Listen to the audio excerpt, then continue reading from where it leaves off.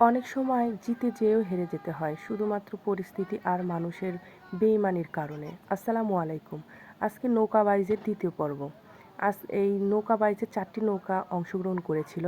তার ভিতরে একটি নৌকা আমাদের পার্শ্ববর্তী গ্রামের আমাদের ভাতিজারা, ওরা সবাই মিলে নৌকা বাইচটা দিয়েছিল। তো পরিবেশ পরিস্থিতির কারণে আমাদের পার্শ্ববর্তী গ্রামের নৌকাটা জিতে গেলেও শেষ পর্যন্ত কিন্তু আমাদের নৌকাটাকে হারিয়ে দিয়েছে। এই যে নৌকাটা দেখতেছেন, এই নৌকাটাই হচ্ছে আমাদের পার্শ্ববর্তী গ্রামের সেই নৌকাটা।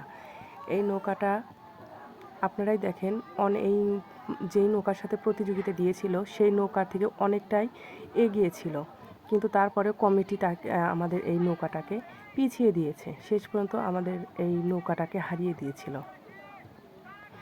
তো এখানে আমরা মোট 4টা নৌকা বাইচ দেখেছিলাম। এটা হচ্ছে সেই প্রথম 2টা নৌকা বাইচ, আর তারপরে এবার হচ্ছে অন্য 2টা নৌকা বাইচ।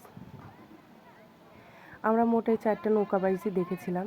তো এই নৌকা বাইচেও এই যে 2 দল অংশগ্রহণ করেছিল, এই 2 দলের ভিতরে এই যে নৌকাটা দেখছিলেন, এই নৌকাটা ফার্স্ট হয়েছিল, আর তারপরের নৌকাটা সেকেন্ড হয়েছিল। কিন্তু এই নৌকাটা যখন ওই আগের নৌকাটার সাথে পাল্লা দিয়ে পারছিল না, তখন নিজেরাই হাল ছেড়ে দিয়েছিল আর তাদের সাথে আর বাইচ করেনি।